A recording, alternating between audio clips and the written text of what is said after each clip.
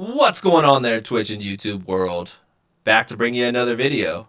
And today, I figured we would do a little bit more of a deep dive on limbs and what kind of combinations you want to be using out there on the battlefield. Let's dive into the game. We'll take a closer look. So if any of you had a chance to watch my best loadouts video, make sure you check that out in the link. I want to continue to build off of these kits, but more importantly, explain how do we use these kits effectively. So one of the top ones in the game right now is going to be the Paralyzer, Leapers, and Phosphor Fury. And before I say anything in this video, I need to establish what side of the fence I'm on. Nerf the Paralyzer. Until then, I'm going to use and abuse the item until the devs decide to do something about it. So for those who don't know, the Paralyzer is a 3-in-1 specialty that allows you to see items through the walls and where they're located, your opponents and through the walls and where they're located, as well as the ability to completely stun lock them in position, allowing you to wrap up the kill quickly. Now imagine something that can do this being paired with mobility and Phosphor Fury, for example. What I like to do is run in, paralyze my target, leap over his head, and shoot the Phosphor Fury onto the target. One of the things I think is a good tip for all of you is that you need to charge and hold, do not let go of your Phosphor Fury until you see a red targeting symbol that's going to actually allow you to experience the game. So I'm going to actually go to the Cyberlimb range real quick and show you what that actually looks like. And do I have a Phosphor Fury in here? We'll just go to our customs. So here we are in the range, right? If this is my target, I'm going to immediately stun lock the target, jump over his head, right?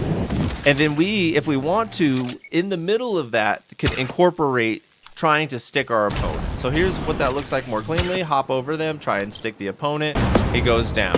Maybe paralyze before you do that. Stick the opponent there in that window. So that is how you would go ahead and use that combination of item. It's very, very strong. Just don't miss like I did when it comes to your target that's moving all over the place. And you're going to be able to nail those just fine. So really strong kit, probably #1 in the game right now. Extremely, extremely strong. So the next one I'm going to dive into is going to be the Roadrunner variant of this build. Very, very similar play style in terms of how you want to try this out. I like to call the technique threading the needle. So you need to make sure that your play style is very, very in and out. And you're usually going to want to see this being paired with probably a kite in most cases. So we'll go ahead and pull that out. So for me personally, let's say I'm like coming up the stairs. I have data on my opponent, right? And I'm already going to be making the engagement. So I run up the stairs. I got him. I light him up, right? We put shots on there. His buddy right here, both these guys out of nowhere, they come towards me. I can use the speed of the Roadrunners, right? And you don't want to leave them on like I did, right? Cut them on and off and put plates back in to recover myself in the fight. Another really good technique with the Roadrunners is you can tap jump, right? So jump, sprint, jump, let go, right? So jump, sprint, let go, jump. I'm not the best at it, but you'll see a lot of players do that to try and manage their resource, right? So you see, that was just one charge, and I was able to run, jump, and jump again with that sprint momentum and cover a very large distance. So I recommend that you're essentially toggling on and off the Roadrunners as you're trying to make those plays. Now I'm going to go back upstairs and kind of bring it all together before we move on to the next limb set. But as I mentioned before, maybe you're at 100%. And you hear a bunch of action. This is my favorite kit for just kind of being a grimy third partier, because what I would do is I'd run in, right, paralyze the guy, get the quick heady kill, run out because he's shooting at me, put a couple plates in, boots back in, right, throw a bomb on one, get back out, right, go back in, boom, boom, boom, boom, boom. Looks like I'm winning, right, and then jump, right, to moderate that Roadrunner capacity. And this is going to be happening a lot faster among all the other decisions that you're going to be making, right? We could have hopped off of here, hit the ropes, jumped off. We could have hit the ropes, jumped in the air, and tried to fly just a smidge. You can't do it in this tutorial mode, so it's hard to show you. But there's a lot of different things you can weave into the mixture of that. But it's essentially the same thing that you're going to be doing with the leapers. But the combination is incredibly powerful, incredibly strong. And I think mixing that up into most of your kits is going to get you a lot more success rate in even just the most random kills that you've been running into. Now, another really popular one is probably going to be Ghost, as well as the Recon drone. One of the things I've stressed in my last video is that information wins fights. So you need a way to essentially nullify their information, right? So in this particular kit here, if we go to the zone, you are going to see that Recon gives me the data to have an advantage in the fight that I'm about to take, right? Let's say I just took cover, got in a sticky situation, and I had to go ahead and just go invisible for a second. So I'm back in the fight, right? And now I want to create an advantage in the fight, right? Look at all the data that I have, and I have that for quite some time as my cooldown's right in front of me for the next 20 seconds. This is the time to, if maybe you're using Roadrunners, come in there, right? Clean somebody up, right? I can come in, mow this target down, run back in, right?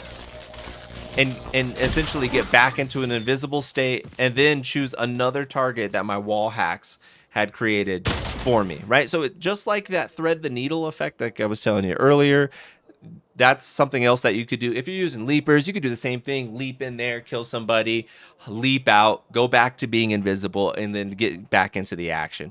And really abuse the game's mobility systems, because that's what's going to make you successful in a lot of your exchanges.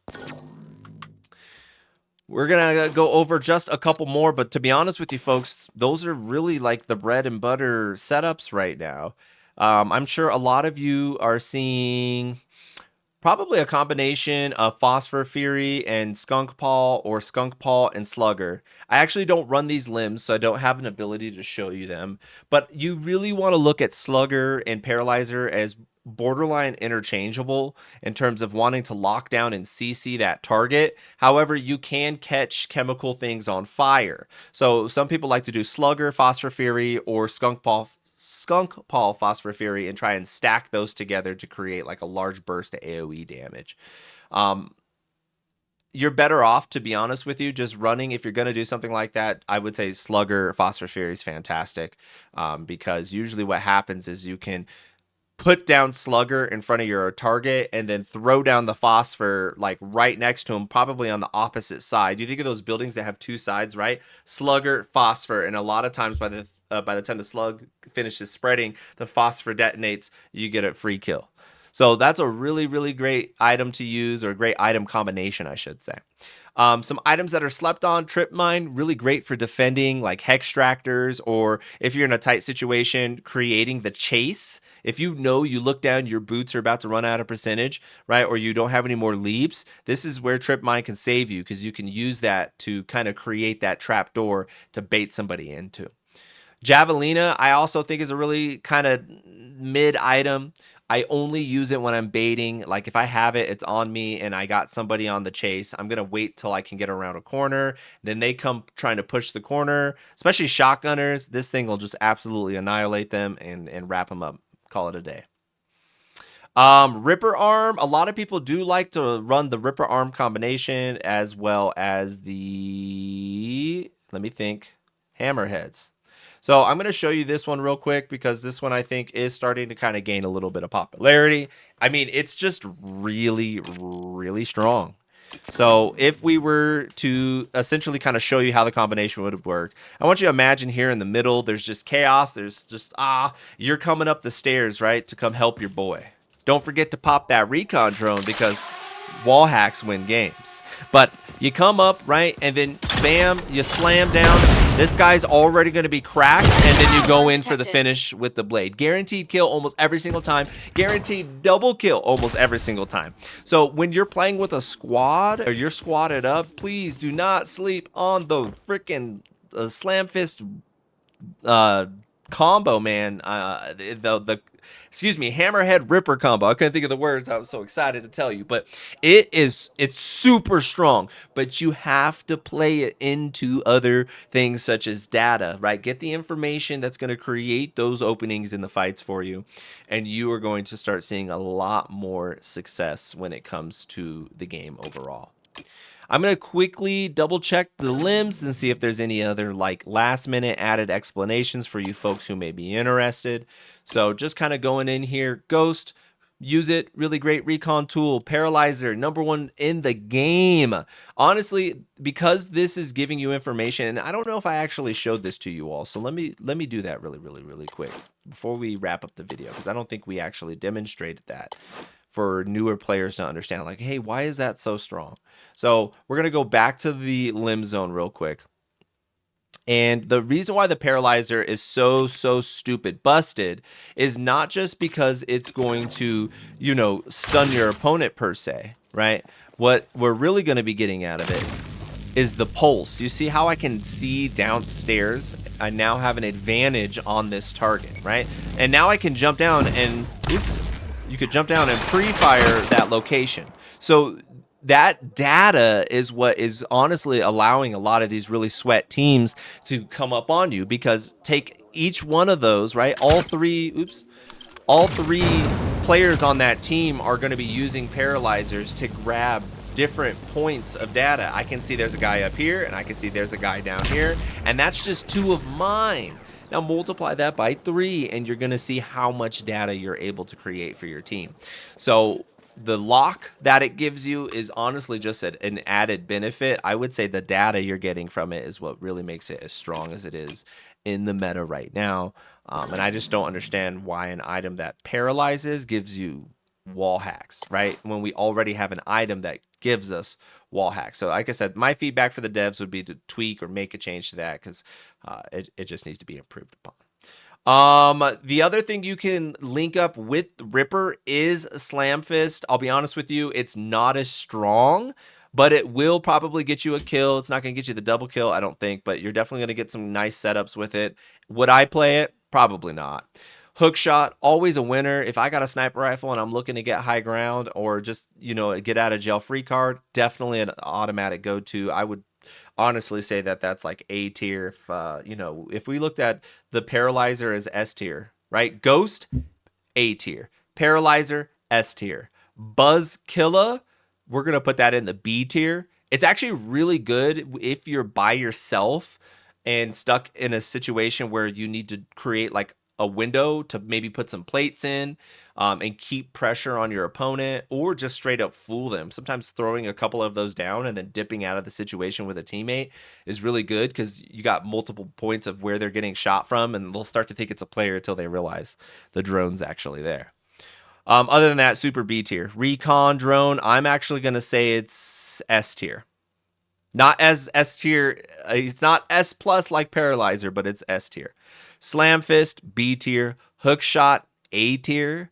Ripper, A tier. Kinetic Shield, B tier. Really slept on though. If you can get some really good damage built up on this thing, slap somebody in the face back with it, it's effective. I'd say in early drop situations, if you're going to go somewhere hot, you found yourself like OCO near the Hex Tractor and there's nothing good coming out of those boxes, use this bad boy, because it's really slept on.